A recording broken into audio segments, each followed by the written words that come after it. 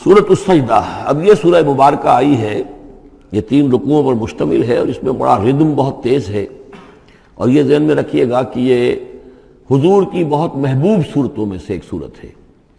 اس لیے کہ آپ کا یہ رواج، آپ کا یہ معمول تھا کہ آپ جمعے کے روز صبح فجر کی پہلی رکعت میں اس سورہ سجدہ کی تلاوت فرمایا کرتے تھے۔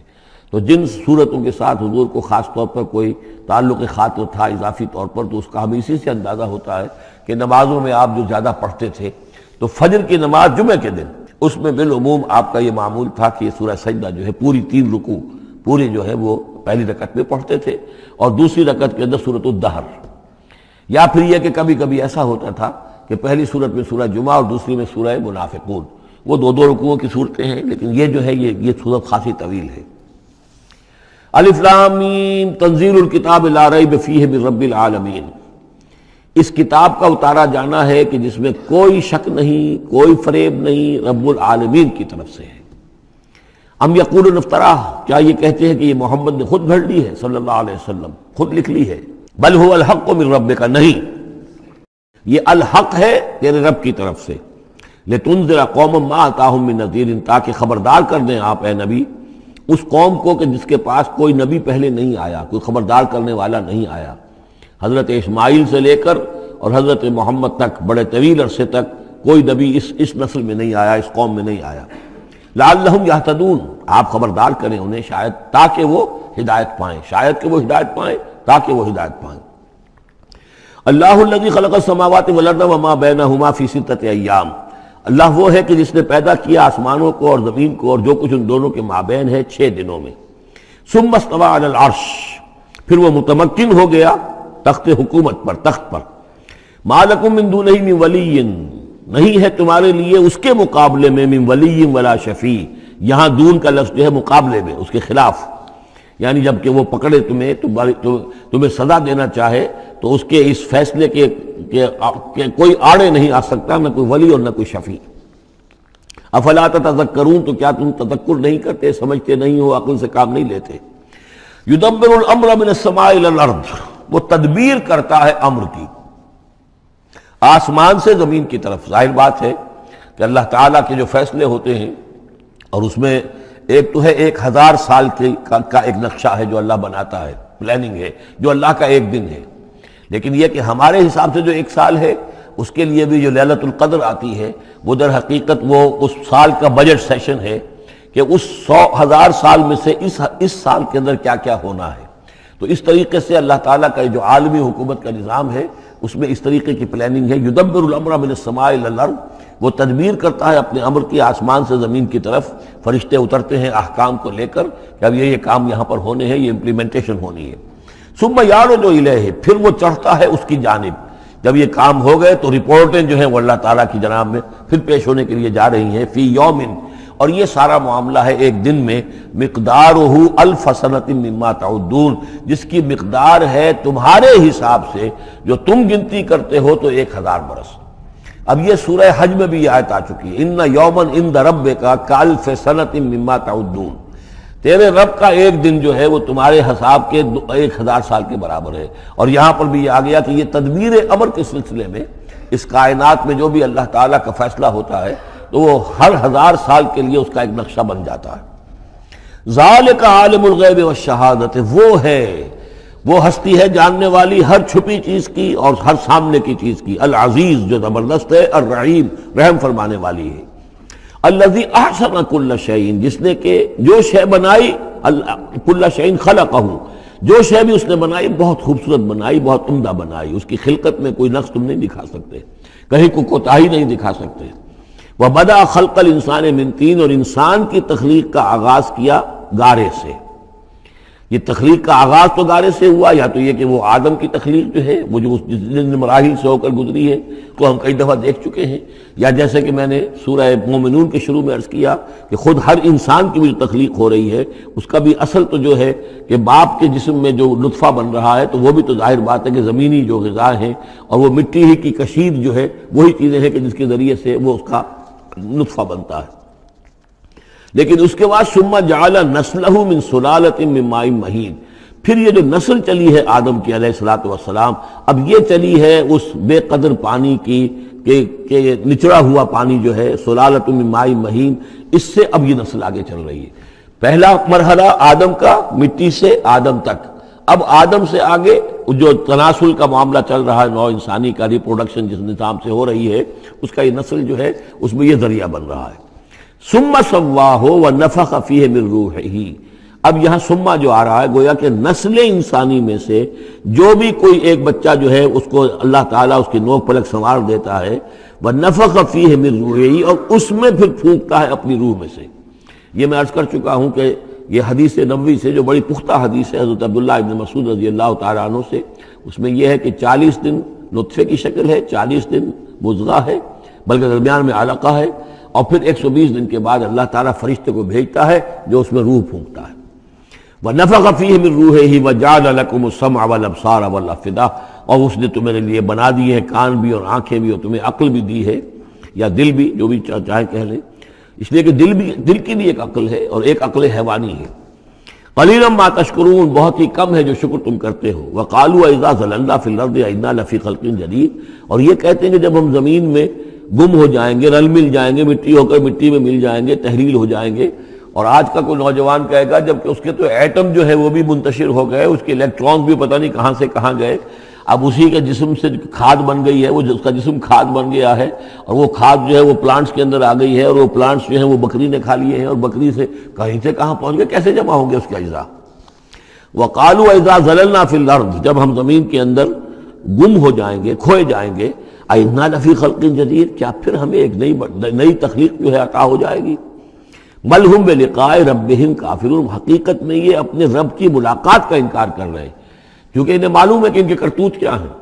ظاہر بات ہے جس کے دل کے اندر اللہ کے لیے خلوص اور محبت ہے، اور دل راب دل رہیس، تو اسے یہ بھی یقین ہوگا میرا پروردگار بھی مجھ پر شفقت فرمائے گا، رحم فرمائے گا۔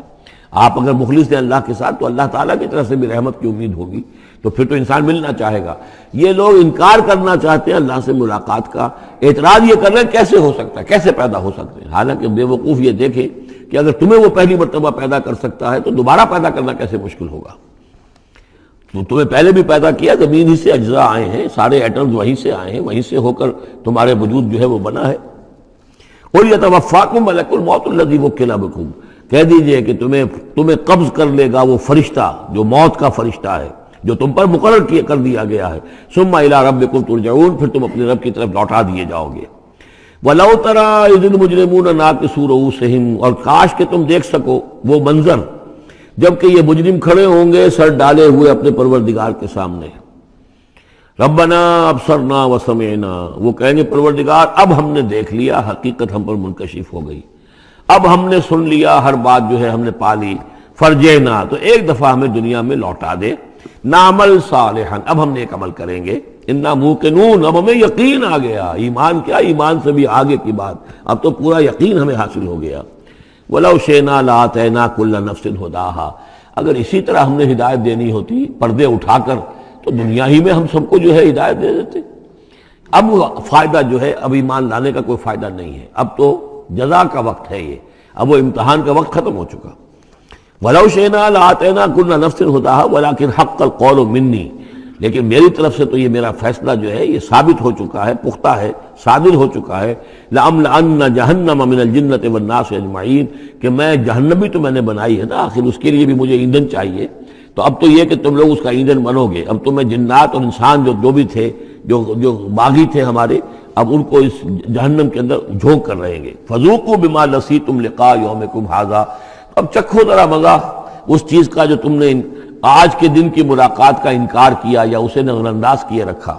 انا نسیناکم، ہم نے بھی اب تمہیں نظر انداز کر دیا، اب ہم سے بات نہ کرو، لا تکلمون، اب مجھ سے بات نہ کرو۔ وذوقوا عذاب الخلد بما کنتم تعملون، اور جو کچھ تم کرتے رہے اس کی پاداش میں اب ہمیشگی والا عذاب چکھو۔ انما یؤمن بآیاتنا الذین اذا ذکروا بها،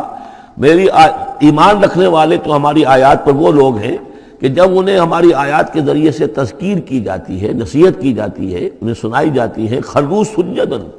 وہ سجدے میں گر پڑتے ہیں، وہ سبحوا بحمد ربہم، اور وہ اپنے پروردگار کی حمد کے ساتھ تسبیح کرتے ہیں، وہم لا یستکبرون، اور وہ گھمنڈ نہیں کرتے، تکبر نہیں کرتے۔ یہ آیت سجدہ ہے۔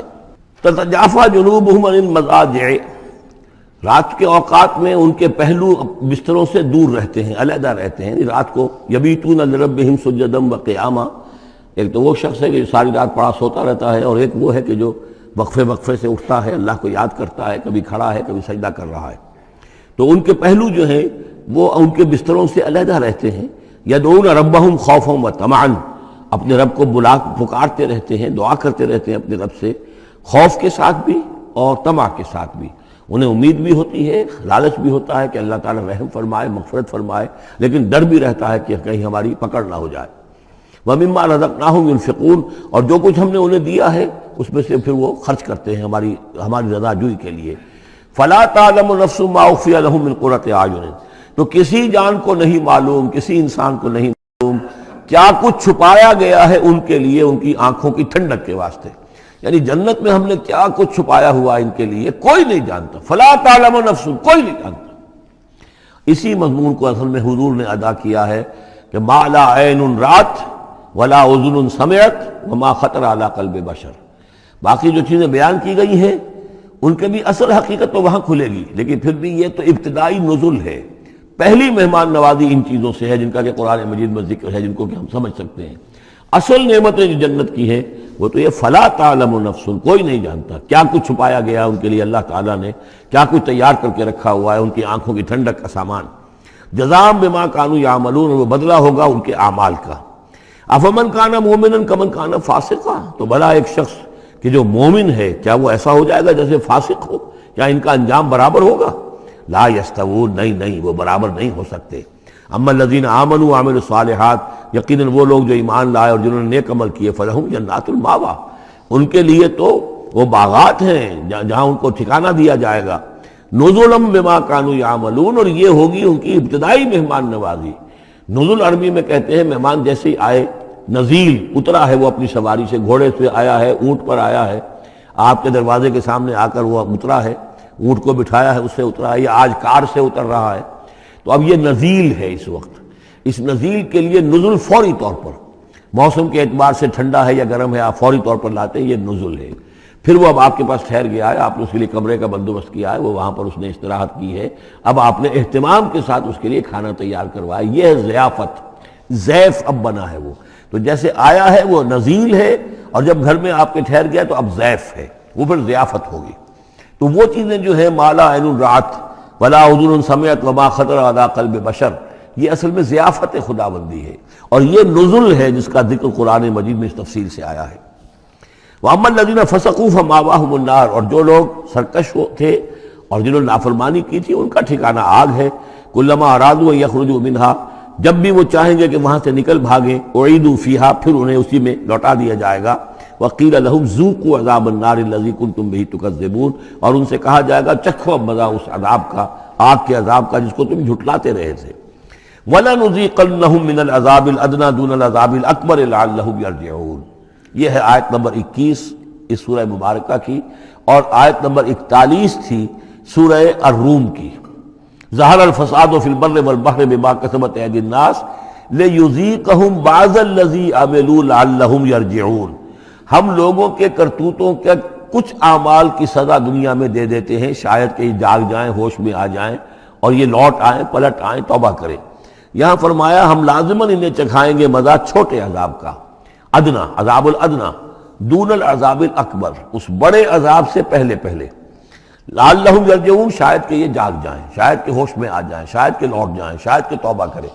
یہ بات جو ہے آ چکی ہے کہ رسول جب بھی بھیجے جاتے تھے تو اللہ تعالیٰ کی طرف سے اس قسم کی تنبیہات کا سلسلہ آتا تھا تاکہ لوگ بیدار ہیں۔ وَمَنْ أَظْلَمُ مِمَّنْ ذُكِّرَ بِآيَاتِ رَبِّهِ ثُمَّ أَعْرَضَ عَنْهَا، اس سے بڑھ کر ظالم کون ہوگا جس کو نصیحت کی گئی اب اس کے رب کی آیات کے حوالے سے پھر بھی اس نے اعراض کیا۔ یعنی ایک تو نصیحت کوئی کر رہا ہے وہ اپنا جو فلسفہ بھگار رہا ہے یا کوئی اپنی عقل لڑا رہا ہے، اپنی منطق لڑا رہا ہے، ایک یہ کہ اللہ کی آیات کے ذریعے سے تذکیر کر رہا ہے، پھر بھی اس سے اعراض کرے۔ ثم اعرض عنها انا من المجرمین منتقمون، ایسے مجرموں سے تو ہم انتقام لے کر رہیں گے۔ وَلَقَدْ آتَيْنَا مُوسَى الْكِتَابَ فَلَا تَكُنْ فِي مِرْيَةٍ مِّن لِقَائِهِ، اور ہم نے موسیٰ کو کتاب دی تھی، اور یہ جملہ متردہ بیچ میں آیا ہے کہ اے نبی آپ بالکل شک میں نہ رہیے اس کی ملنے سے یا اس کی ملاقات کے۔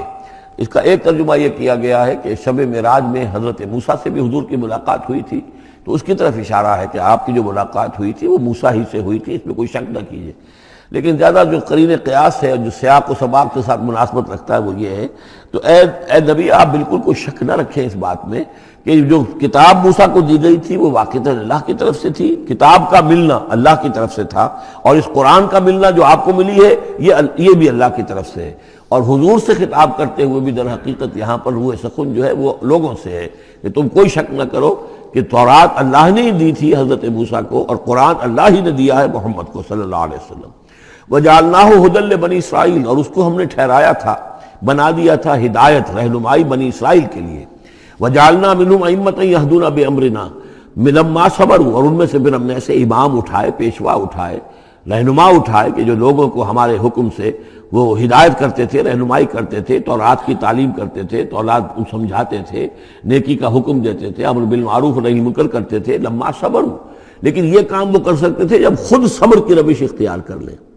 اگر آدمی اپنی تمام توانائیاں اور قوتیں زیادہ سے زیادہ عیش، زیادہ سے زیادہ دولت جمع کرنے پر کرے گا تو وقت کہاں سے لائے گا ان کاموں کے لیے؟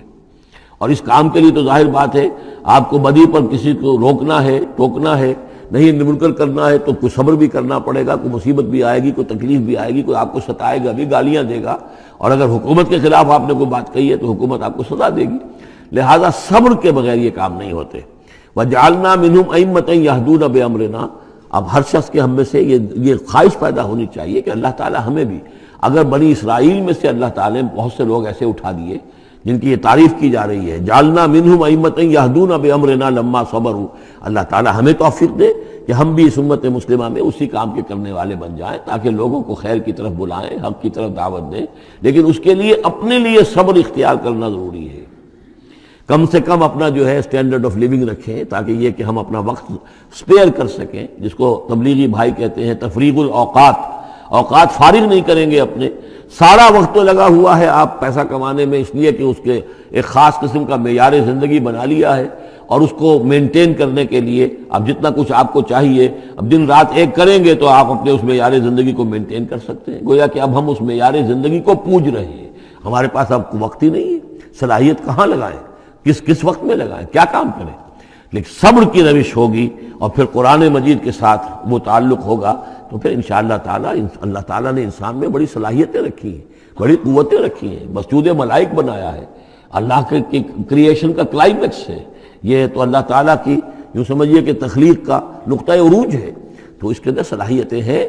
آدمی ارادہ کر لے، ہمت کرے، فیصلہ کر لے تو پھر یہ کہ اللہ تعالیٰ جو ہے اس کے لیے راستے کھول دیتا ہے۔ وَجَعَلْنَا مِنْهُمْ أَئِمَّةً يَهْدُونَ بِأَمْرِنَا لَمَّا صَبَرُوا وَكَانُوا بِآيَاتِنَا يُوقِنُونَ، ایک تو یہ کہ صبر کریں اور ہماری آیات کے اوپر پورا یقین ہو۔ إِنَّ رَبَّكَ هُوَ يَفْصِلُ بَيْنَهُمْ يَوْمَ الْقِيَامَةِ فِيمَا كَانُوا فِيهِ يَخْتَلِفُونَ، یقیناً آپ کا رب فیصلہ کرے گا ان کے مابین قیامت کے دن ان تمام چیزوں میں جن میں یہ اختلاف کر رہے تھے۔ أَوَلَمْ يَهْدِ لَهُمْ كَمَا أَهْلَكْنَا مِنْ قَبْلِهِمْ مِنَ الْقُرُونِ يَمْشُونَ فِي مَسَاكِنِهِمْ، کیا ان کے لیے یہ بات کافی نہیں ہوئی، ان کی رہنمائی کے لیے، ان کو سبق دکھانے کے لیے کہ ان سے پہلے ہم نے کتنی ہی بستیوں کو اور کتنی ہی نسلوں کو جو ہے ہلاک کیا ہے، کہ وہ جو پھرتے تھے اپنی انہی مساکن میں، اپنے شہروں میں، اور ایک مفہوم یہ کہ جن میں اب یہ پھر رہے ہیں، یہ جاتے ہیں اور سمود کی بستیوں کے پاس سے گزرتے ہیں۔ خبر آئی ہے کہ کوئی برطانوی سیاست جو ہے وہ محققین، انہوں نے وہ ڈیڈ سی میں اس کے ساحل کے ساتھ ہی اور پانی کے نیچے وہ آثار موجود ہیں اس شہر کے کہ جس کی طرف حضرت لوط علیہ السلام کو بھیجا گیا تھا۔ تو خبر میں یہ ہے کہ قرآن اور تورات کی جو بات ہے اس کی تصدیق ہو گئی ہے، لیکن وہ بستی جو ہے میرا میرا گمان یہی تھا کہ وہ جو ہے اصل میں سمندر کے اندر آ چکی ہے، اور شاید اسی لیے ڈیڈ سی اس کا نام ہو کہ پورے شہر جو ہے بڑے ہوئے وہ اس کے اندر دھنس گئے ہیں، اور گویا کہ سب کے سب اسی کے اندر جو ہے ان کی قبر بن گئی ہے، وہ پانی کی قبر کے اندر وہ دفن ہوئے ہیں۔ بہرحال یہ تمام چیزیں جو ہے تم پھرتے ہو، آتے ہو، جاتے ہو، انہی لوگوں کے مساکن کے اندر تم پھر رہے ہو۔ ان فی ذلک لآیات فلا یسمعون، اس میں یقیناً نشانیاں ہیں تو کیا تم عقل سے کام نہیں لیتے، سنتے نہیں ہو۔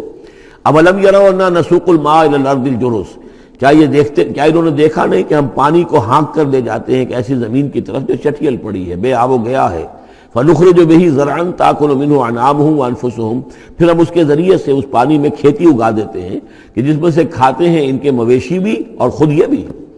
افلا یبصرون، تو کیا یہ دیکھتے نہیں ہیں؟ وَيَقُولُونَ مَتَىٰ هَٰذَا الْفَتْحُ إِن كُنتُمْ صَادِقِينَ، اور وہ یہ کہتے ہیں کب ہوگا یہ فیصلہ، اگر تم سچے ہو تو بتاؤ اے مسلمانوں، یہ قیامت یا عذاب یہ کب آئے گا؟ قُلْ يَوْمَ الْفَتْحِ لَا يَنفَعُ الَّذِينَ كَفَرُوا إِيمَانُهُم، کہہ دیجئے وہ جو فیصلے کا دن ہوگا پھر اس دن کافروں کا ایمان لانا ان کے لیے ہرگز مفید نہیں ہوگا۔ ایمان لانا غیب میں، اب جبکہ وہ حقائق جو ہیں وہ غیب کے پردے میں چھپے ہوئے ہیں تب وہ مفید، لیکن جب فیصلہ ہو جائے گا اور جب تمام حقائق جو ہیں وہ نگاہوں کے سامنے آ جائیں گے، یوم الفتح لا ينفع الذین کفروا ایمانہم ولا هم ینظرون، اور پھر انہیں کوئی مہلت نہیں ملے گی کہ اب وہ کوئی توبہ کر لیں یا کوئی اپنی اصلاح کر لیں۔ فاعرض عنہم، تو اے نبی آپ ان سے اعراض فرمائیے، ان سے درگزر کیجئے، ان کی باتوں پر زیادہ نہ جائیے۔ منتظر انہم منتظرون، آپ بھی انتظار کیجئے اور یہ بھی انتظار کر رہے ہیں۔